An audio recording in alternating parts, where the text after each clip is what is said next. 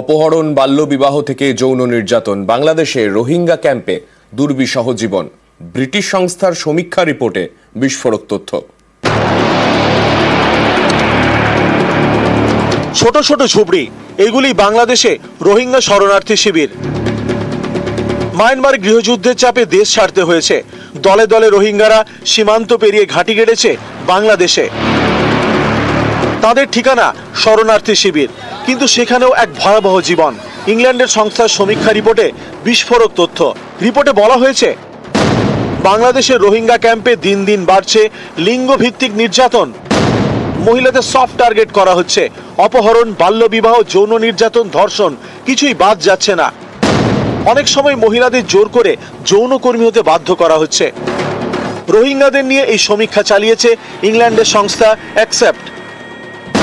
বিশ্বের বিভিন্ন প্রান্তে সীমান্ত সমস্যা এবং এর ফলে তৈরি সংকটের জেরে যে সামাজিক প্রভাব, তাই নিয়ে এই সংস্থা সমীক্ষা চালায়। এই সংস্থা বাংলাদেশের রোহিঙ্গা ক্যাম্প নিয়েও সমীক্ষা করেছে।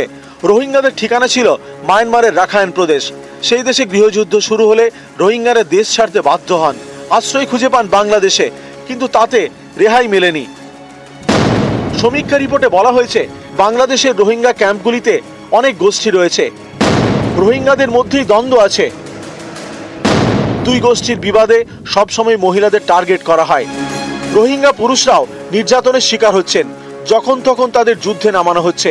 মায়ানমারে এখনো অস্থিরতা রয়েছে। বাংলাদেশ সীমান্তের বিস্তীর্ণ এলাকা আরাকান আর্মির দখলে। রিপোর্টে দাবি করা হয়েছে, কখনো আরাকান আর্মি, কখনো আবার মায়ানমার সেনার হয়ে তরুণ রোহিঙ্গাদের লড়াইয়ে নামতে হচ্ছে।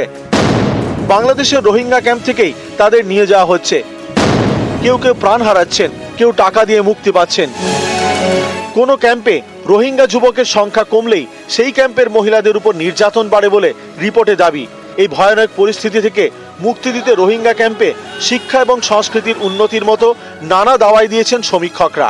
কিন্তু সেই পথে কাটা টাকা, এত খরচ কে যোগাবে?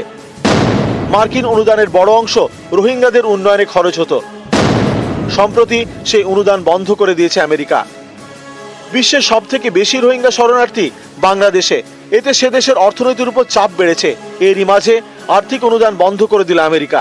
এতে বড়সড় ধাক্কা খেয়েছে ঢাকা। নিউজ 18 বাংলা।